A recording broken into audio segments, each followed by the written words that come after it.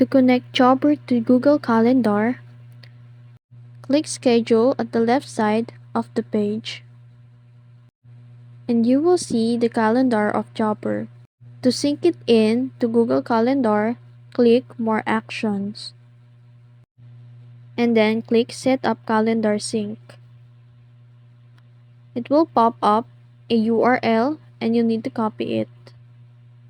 Go to Google Calendar, click the plus button at the left side of the Google Calendar. Click from URL, then paste the URL you copy from Jobber, and click Add Calendar. And that's it.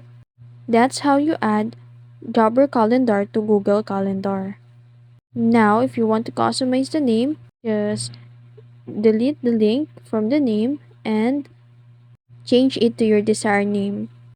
After that, it's done. Wait for a minute to successfully sync your schedule from Jobber to Google Calendar. And that's it. If you found this video helpful, don't forget to like and subscribe to the channel.